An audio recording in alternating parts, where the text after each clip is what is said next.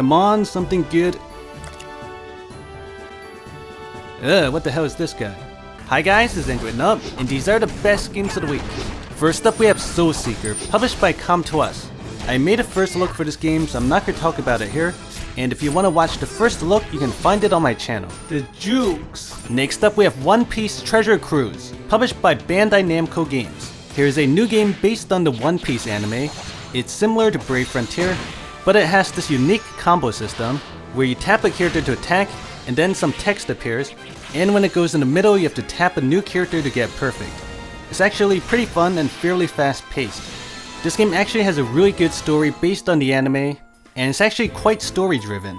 There's tons of cutscenes and dialogues between stages, and the game is pretty addicting to play just to see what happens next. You can summon new characters and the rates aren't too bad. I enjoyed this game, but it's region locked right now in the US, Canada, and maybe Europe. Next up we have Evolve Hunter's Quest, published by 2K Games. This game looks like one of those generic match 3 games, but it's definitely higher quality and more polished. So you have 4 characters, and you match the tiles to attack the enemies who are aliens. And different colors represent different characters. The graphics and animations are actually pretty good. In this top part where you can see the characters, you go through stages and waves of enemies and there are boss battles. It's not as addictive as other match 3 RPGs, but it's still a decent game. One dead predator! Local predator dead! Next up we have Dragonfall Tactics, published by Gamepark Studio. Look at this picture. Her breasts are bursting out of her top. Here's a new tactics RPG that's actually fairly good. In this game you have heroes to summon and units to unlock. And you can only choose one hero per battle. So it's turn-based, you can move your units and attack with them, and it does require some strategy. This game actually has a lot of story cutscenes. There's no energy, but you do have to wait for your heroes to heal like in Lionheart Tactics. If you like tactics games, check this game out. Next up we have RaidHunter, published by YD Game. Here is sort of like a casual RPG. This game has a story before each stage, and big anime titties. So it has this simple way of running through maps and getting golden experience. Look at that guys, I just leveled up from running, like a boss. There's random encounters, and the combat is automated and turn-based. But there are these cool looking attack scenes. You can equip multiple weapons and there's tons of weapons to collect. You use stamina to run and soul to attack, but they both run out really quick. Therefore that kinda makes this a casual game. It feels kind of high quality though, so it's worth checking out. Next up we have Lord of Zombies, published by Freyr Games. This game is better than it looked on Google Play, so it's an action RPG where you play a zombie lord and you can have zombie companions. The graphics are pretty nice, it kinda has this cel-shaded look, and the combat's actually really smooth. So your character has a skill and you can also activate companion skills. There's lots of stages, but one thing I didn't like was that the monsters take a long time to kill, and it kinda becomes a button masher, but for a casual action game it's worth checking out. Next up we have Gunner Z, published by BitMonster. Here's a really cool zombie shooter. So this game plays like a rail shooter, where your car automatically moves, and you can drag the screen to aim, and there's a button to shoot. I think you're night vision or something, so the game's kinda dark and the zombies are white. You have a machine gun and rockets.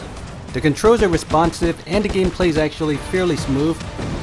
You can upgrade your car and guns. There's cars you have to destroy.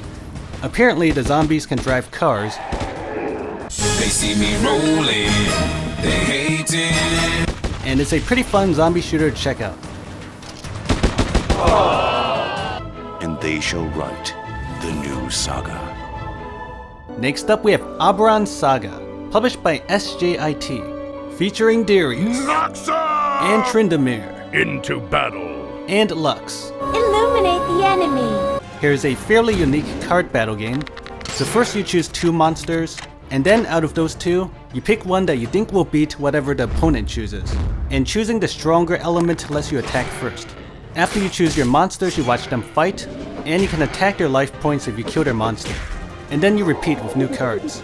There's also spells to use, and it's actually pretty fun. This game requires strategy, but it's more luck-based strategy. You can battle other people's characters, and it's an interesting card battle game to check out.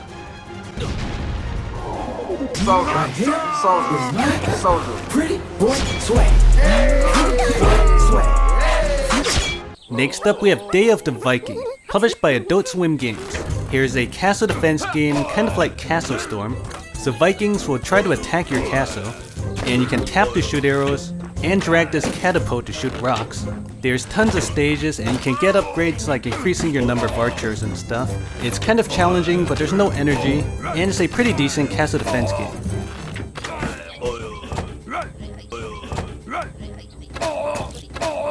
Next up we have Stories of Bethem, published by GuGames DEV.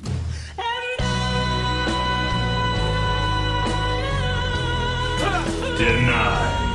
Here's a single player RPG with kind of simple graphics. It definitely reminds me of Zelda and is more of an adventure game.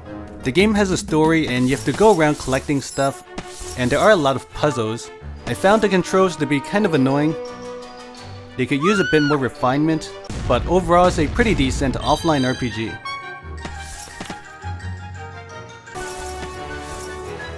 Denied. Next up we have Bloons Monkey City, published by Ninja Kiwi. This game is a mix of tower defense and city building. So you have a city where you can build buildings, and you can expand your city by going through some tower defense battles. So the tower defense aspect is pretty simple. You can place your monkeys, which are your towers, and you have to stop the balloons from going to the other side. It's fairly simple, but it does get more challenging and difficult later on. You can research new upgrades, get new towers and monkeys. It's an interesting mix of city building and tower defense. In paid news, Kairosoft released a new game called Anime Studio Story, which looks exactly the same as Game Dev Story, except you make anime. It costs $4.99. Next up we have a random new Japanese game called Dragon Ball Z Dokkan Battle, published by Bandai Namco Games. This game is based on Dragon Ball Z. You move through the stages like a board game, and the combat's kind of like those matching puzzles. So you match the colors toward the opponent, and you do this for 3 characters at a time. And then you watch your characters attack. The fighting looks pretty cool. There's some cool boss battles. There's a story and Dragon Ball Z characters to collect. It's kind of unique and it's not too bad.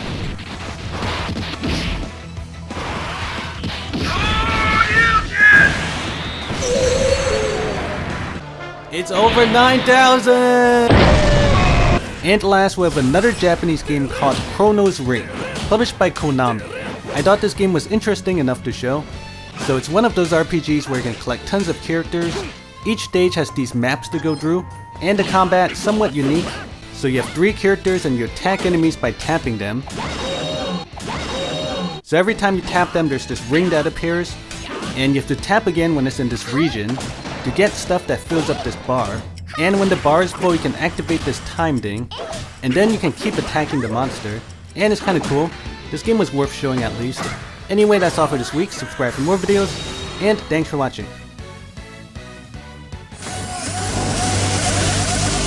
Spartans! What is your profession?